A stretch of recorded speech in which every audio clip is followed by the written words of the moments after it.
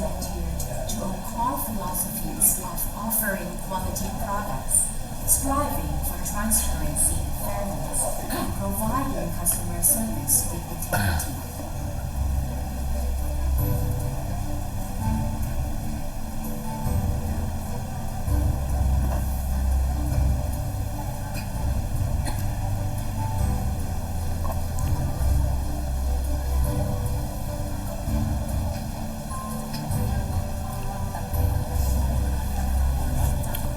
Customers all across the country trust Spoon Thai United to provide quality products and sterling service. This is why we have considered outstanding among top architects, interior designers, and consumers as one of Thailand's leading suppliers of architectural hardware.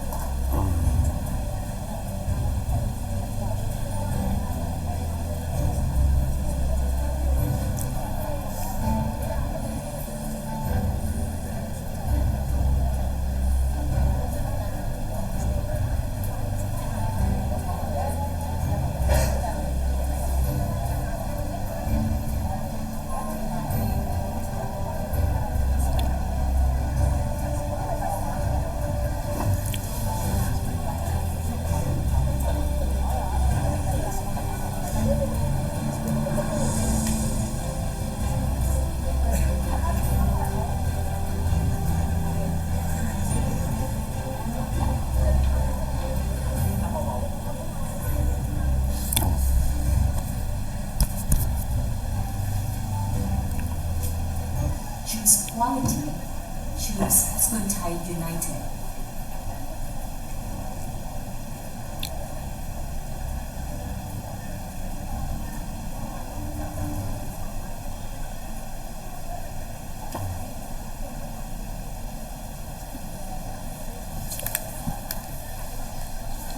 Welcome everybody to this lecture series. Today let me introduce myself. My name is Dr. Ramapan Sirikunchiano from the Faculty of Painting, Sculpture and Graphic Arts, Silpakorn University, and today I'm going to be the moderator for Brian Curtin. So this lecture series is part of Architecture and Design for Society 2024, which is an activity to celebrate the 90th anniversary of the Faculty of Architecture Chulalongkorn University that will be held monthly, like once or twice a month, by the lecturers who have diverse specification and academic background. So we hope that the audience will get like some knowledge and experience in terms of design and research topics that are related to the society. So, first of all, on behalf of the Faculty of Architecture, we would like to thank you, Spoon Thai United, to support this terrific activity today. And first of all, I would like to welcome the Dean of the Faculty, Assistant Professor Sarayu Sapsu, to give an opening speech. Okay, welcome everyone to Faculty of Architecture again. That's pretty We'll give you That's fine. Recalling the audience of us. Yeah, thank you for coming to our lecture. And in fact, I'm an architect and I cannot comment on anything about contemporary art and visual culture, really, because I don't know anything about that. But one thing I'm sure that this could be my one observation is that the Thai visual culture or Thai art is different among Thai and foreigner, because we have different eyes to see things. Because we have maybe as Thai people, we live in the culture so long, so when we see something as a Thai differently from foreigner. So maybe today we can have some point on that, and we can discuss it later after after the lecture. Thank you, Dr. Brian Curtin, to give us some interesting lecture tonight. And if you still interested in art, so after lecture, we got a little exhibitions downstairs on the second floor, and after 6:30, we have a light up of our buildings. So it's a bonus for every one of you. I think it's about time after we finish this, so we can see the video mapping in the front of Architecture Together. Yeah. Thank you. Enjoy your event today. So I'd like to welcome Brian Curtin going to receive a little gift. Oh, amazing. Thank you. A little gift. ขอบคุณ So มาก maybe ครับ you have Thank you. tens of bags. Okay, thank you.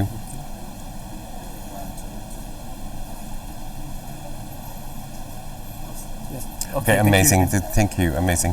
Okay, so to keep it brief, I would like to introduce a little bit to you for this lecture. We have our lecturer here today, Dr. Brian Curtin, and the lecture is titled End of Nation, the Politics of Contemporary Art as Visual Culture in Thailand. So Brian is a lecturer on BFA and MFA in Communication Design in the Faculty of Architecture here at Chulalongkorn University and has been living in Bangkok since 2000. As well as teaching, Brian writes on contemporary art and publishes across a range of popular and academic contexts. He also curates, and this year he will be one of the curatorial team for the Bangkok Art Biennale 2024 as well. So Brian's lecture is based on his monograph, Essential Desires, Contemporary Art in Thailand, which was published by Reaction Books in UK in 2021. And as the promotional text reads, the book addresses how Thai artists are generating new ideas about the country. This lecture both introduces the book and expands on the key theme of the politics of nationalism as this came to shape the critical interest of contemporary Thai art dated since the late 1980s. So after the lecture, you're welcome to throw in questions if you have some questions in mind. So please welcome Brian Curtin. Okay, good.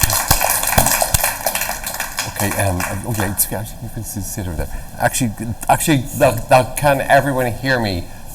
Thanks a lot to everyone for coming.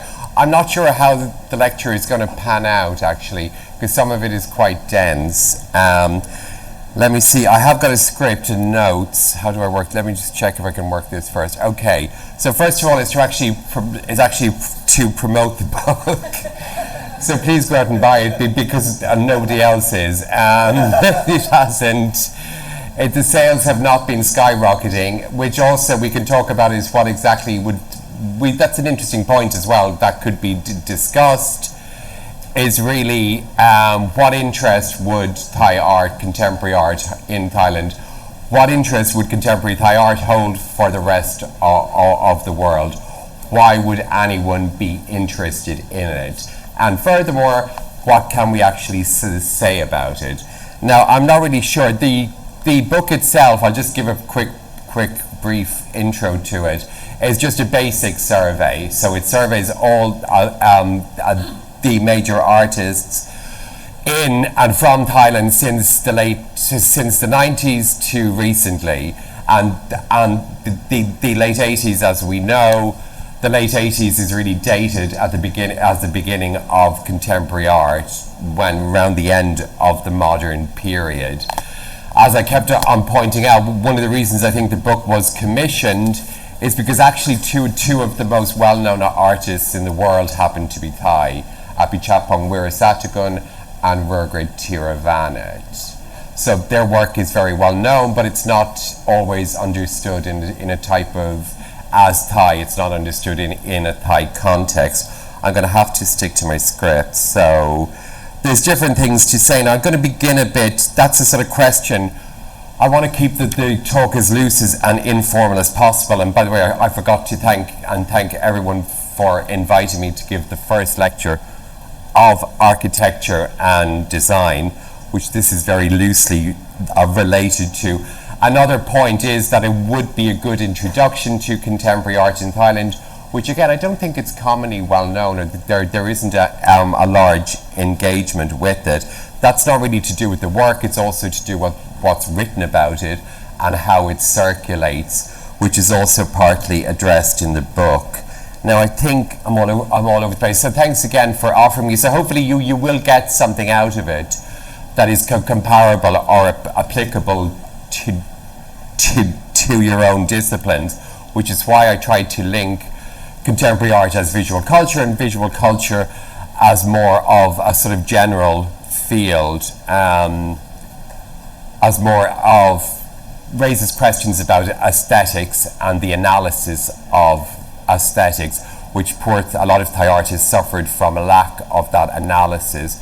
So I'm going to begin, according to my notes. Now, this is very vain of me, because in terms of actually relating my book amongst my betters, but this should adequately introduce why I made the decisions I did about the approach or narrative of my book, and this will also begin to focus the theme of this talk, and I believe, of course, this is a good introduction to contemporary art in Thailand.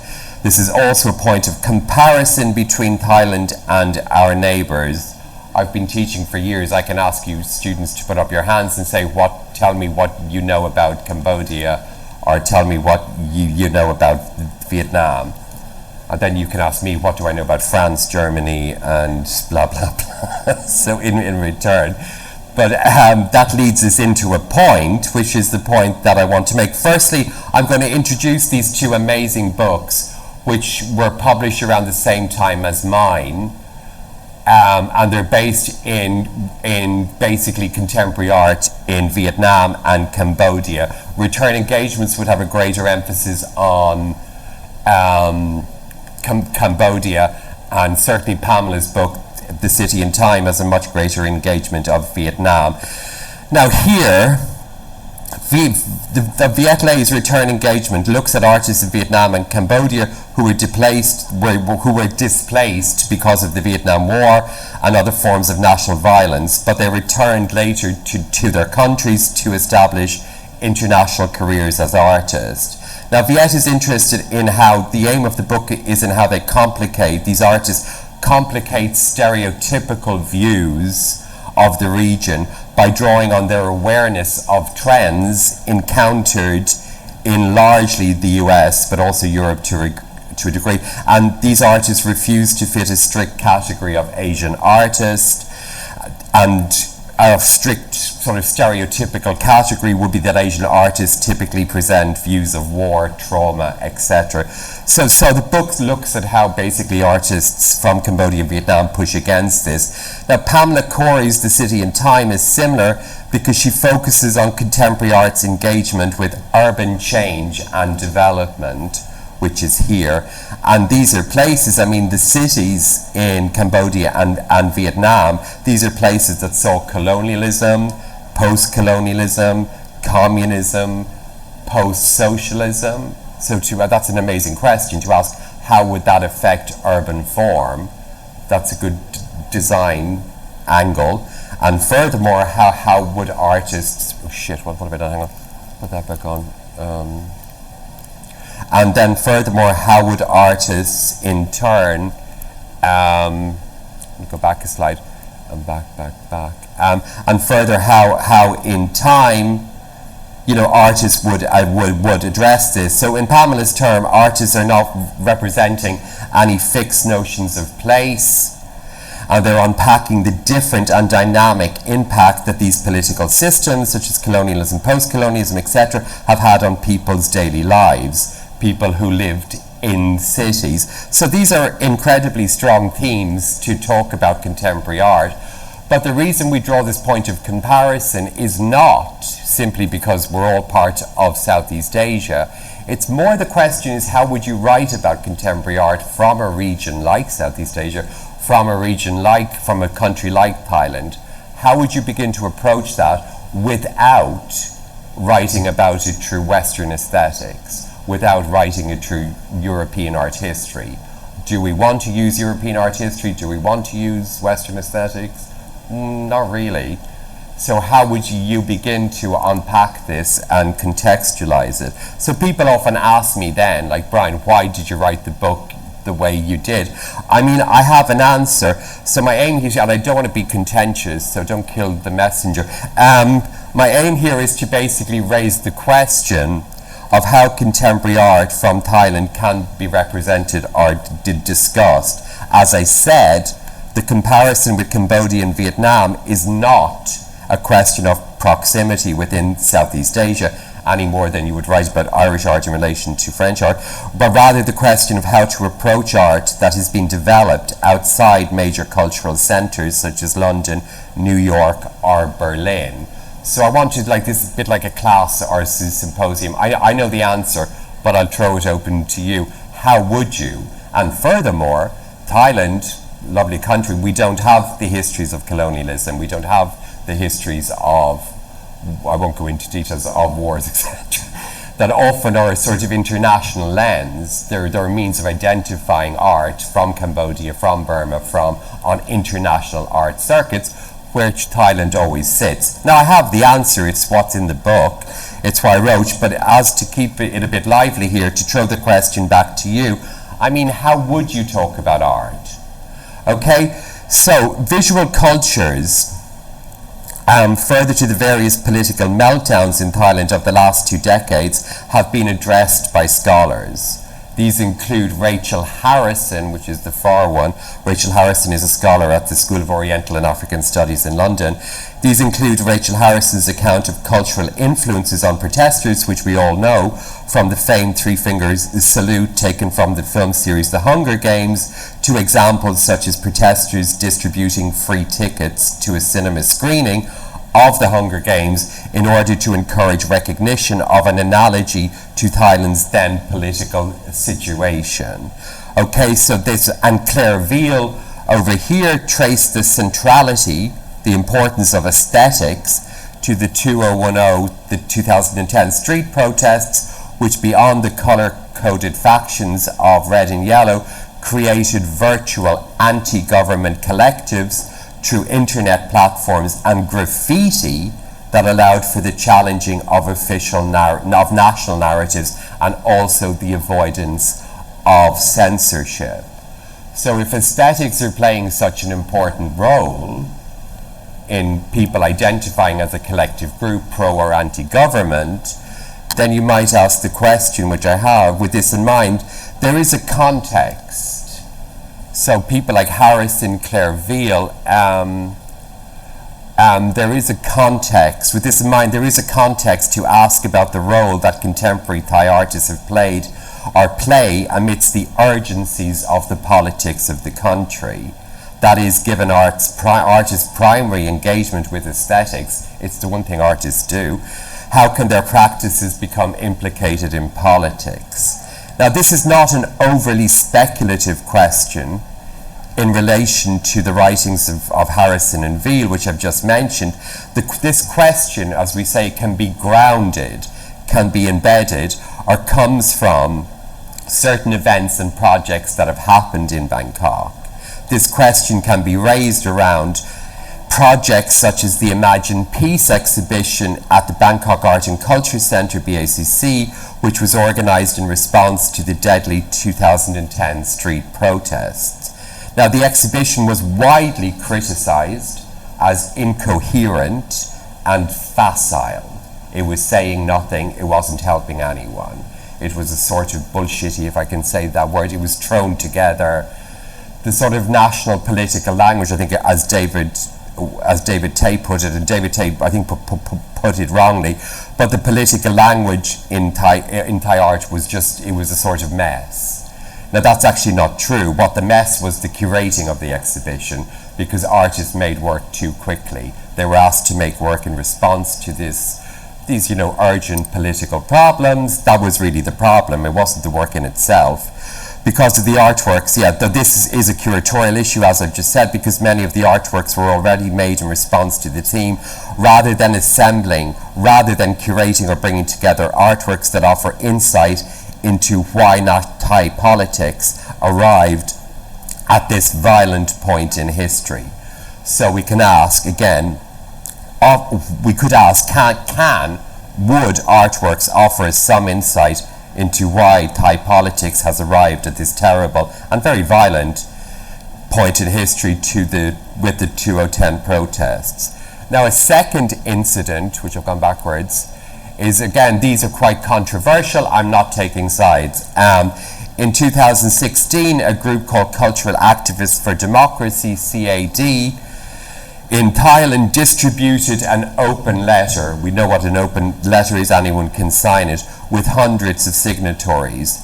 This was addressed to the Gwangju Museum of Art in South Korea, and it was a protest against the inclusion of works by Thai artist Suti Kunavichiyanont in an exhibition under the title Asia, Democracy, Human Rights and Peace. Now you can look this up, it was a controversial moment. This exhibition commemorated the famous Gwangju uprising in South Korea of 1980. Now the cultural activists for democracy claimed that Sooty had contributed to fundraising efforts for the People's Democratic Reform Committee, the PDRC, who are and I say allegedly conservative political group. The works in question were agitprop, we know what agitprop, agitation and propaganda, with, as we can see here, with slogans such as reform. Now, in a word, it was said that Sooty supported protests against Yingluck Shinawatра's democratically elected government and seized Thailand. And the date of some of the works from 2014 could link into the Bangkok shutdown protests, which paralyzed central Bangkok, called for a boycott of a free election and blocked voting booths. So this was the political upheaval that was at the time. Some people, and we don't have to agree with them, claim that Sooty should not be in an exhibition that's celebrating democracy and human rights if he can be connected to the Bangkok shutdown protests. Now Sooty denied the claims. He said that he opposed alleged corruption in Yingluck Shinawatра's administration in her government, which was the central claim of the PDRC. An open letter by leading artists who I look at, such as Manu Sriwanich, Puman Basin Sitikat, and again hundreds of signatories, defended Sooty and remade the claim that corruption breeds problems and might legitimately necessitate the opposing of an elected government. CAD, the cultural activist, could highlight circumstantial facts of Sooty's relationship to the protesters, who somewhat got what they asked for. The government was, because Yingluck's government was removed, while Manat and others pleaded for an understanding of pure-hearted citizens. Now, my point here would be that neither side, whether pro or anti-Sooty, neither of them produced a strong argument about how artists can be implicated or not in the conservatism of national politics. Neither of them produced an actual argument. How would you interpret those artworks? And here it highlighted how Sooty's art has long, here it can be, in other words I did, here it can be highlighted how Sooty's art has long participated in the official concerns of the nation, at the very definition of nationalism, and he was accused of a sort of conservative version of them. CAD, the cultural activist for democracy, thus necessitated a demand of understanding Thai artists' implication in traditional forms of nationalism, while not answering this. And this failure was to remain pronounced as the fractiousness, the disagreements and arguments evolved. So I'm simply saying, as the book tries to explore quite lightly, I've lost my thing, how can you interpret these artworks as political? And what are they saying? Would you understand them as conservative? Would you understand them as more radical? And what do we mean by any of these terms in a local context? Now here is where I can bring you right through a survey. Let me check the time for a second. I don't want to go too long. Okay, that's fine. So here I can bring you through a survey. So we basically asked this question of how are we going to interpret artworks according to politics? And we've got examples where we need to, basically.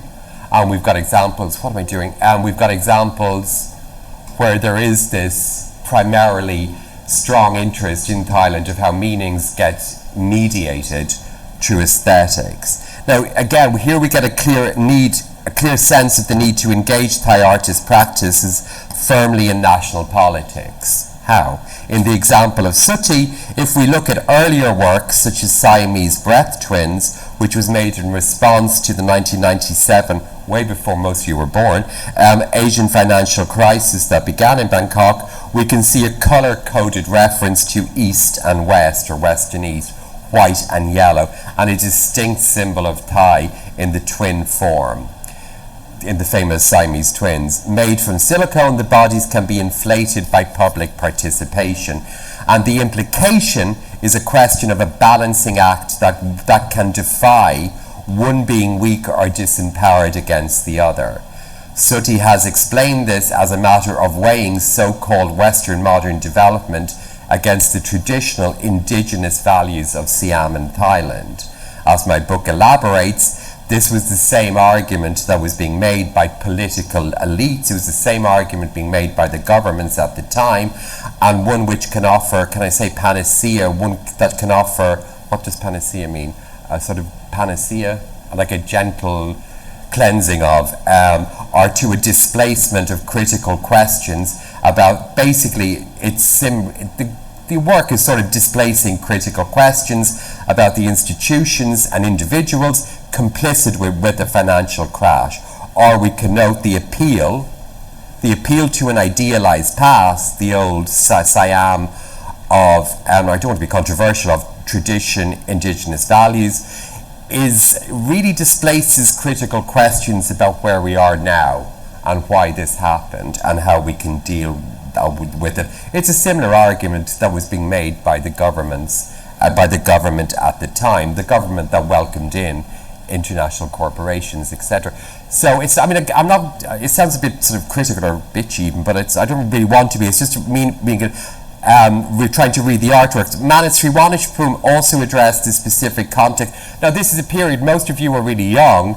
If you may not have heard of these artists, and if you have, you certainly have probably not heard of these works. So Manus Sriwanishpum addressed the specific context of the 1997 financial crash, and again, in terms already offered by political elites, by the people ruling the country, a critique of globalization as an external threat to a vulnerable country. His photographic series, This Bloodless War, originally exhibited as large prints on a central Bangkok roadside, restaged iconic images from the Vietnam War and the bombing of Nagasaki in World War II. So they restaged these, you can see them. But in this series, the Thai population is portrayed as the victim of consumerism and the murderous power of financial corporations, which, mediated by the recognizable media imagery, heightens the subject as profoundly disastrous.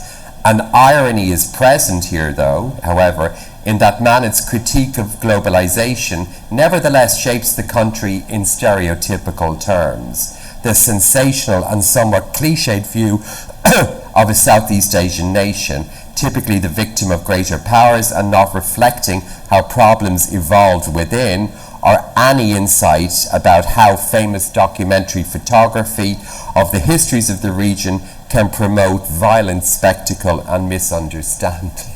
We can unpack this in the Q&A. Okay, but it's basically, I think, quite a stereotypical view. It's a very predictable view. Who's the white guy at the back? I'm always actually wondering. Vasant Sitiket's, I keep going backwards. Vasant Sitiket's long-standing career in agitprop gives his work a bombastic, very provocative, well, that's what I said, bombastic, provocative appeal, but he can be curiously aligned to Sooty and Manet insofar as his avowal, his claiming of problems within the national status quo did not particularly involve a fundamental questioning of its terms, its symbols, or a desire for unity. His series Blue October consists of expressionist paintings based on the infamous photographs of the brutal military and paramilitary murder of student protesters on the 6th of October 1976 at Thammasat University, which was organized against the return of an exiled dictator. In another exhibition, it's okay to show some of this imagery, I hope. In another exhibition,